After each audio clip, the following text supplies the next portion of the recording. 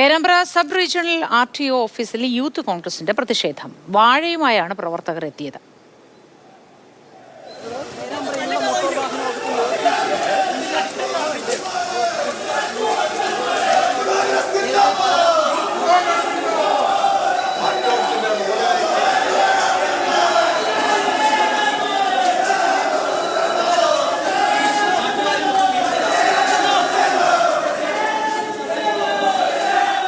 Rahul K V വിശദവിവരങ്ങളുമായി ചേർന്നു. രാഹുൽ, ഇപ്പോഴും പ്രതിഷേധം നടക്കുകയാണോ? വിശദവിവരങ്ങൾ എന്തൊക്കെ?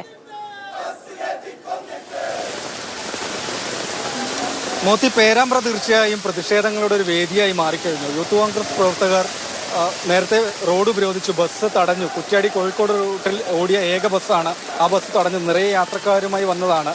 കഴിഞ്ഞ ദിവസം തന്നെ യൂത്ത് കോൺഗ്രസ് ഈ വഴിതടയൽ സമരം പ്രഖ്യാപിച്ചതാണ്. അതിനുശേഷമാണ് പേരാമ്പ്ര സബ് റീജിയണൽ RTO ഓഫീസിലേക്ക് പ്രവർത്തകർ എത്തിയത്. ഒരു വാഴയുമായാണ് പ്രതീകാത്മക പ്രതിഷേധം എന്ന് പറഞ്ഞുകൊണ്ട് ഒരു വാഴയും കയ്യിലെടുത്തുകൊണ്ടാണ് പ്രവർത്തകർ പ്രതിഷേധവുമായി ഓഫീസിലേക്ക് വന്നത്. ഇപ്പോൾ ഇവിടെ ബാരിക്കേഡൊക്കെ കാണാം. യൂത്ത് ലീഗിന്റെ പ്രതിഷേധം അല്പസമയത്തിനകം ഈ ഓഫീസിന് മുൻപിൽ നടക്കാനുണ്ട്. അതുകൊണ്ടാണ് പോലീസ് ബാരിക്കേഡ് സ്ഥാപിച്ചത്. യൂത്ത് കോൺഗ്രസ് പ്രവർത്തകർ പ്രതിഷേധവുമായി മിനി സിവിൽ സ്റ്റേഷനിൽ പ്രവർത്തിക്കുന്ന സബ് റീജിയണൽ RTO ഓഫീസിലേക്ക് വരുമെന്ന് നേരത്തെ അറിയിച്ചിരുന്നില്ല.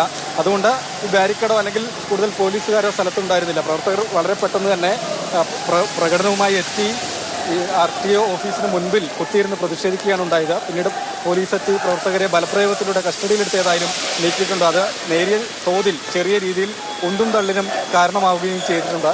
ഏതായാലും അല്പസമയത്തിനകം ഞാൻ പറഞ്ഞതുപോലെ യൂത്ത് ലീഗിന്റെ സമരം ഇവിടെ നടക്കാൻ പോകുന്നു. BJPയും റോഡിൽ കുത്തിയിരുന്ന് പ്രതിഷേധിക്കുമെന്നാണ് അറിയിച്ചിട്ടുള്ളത്.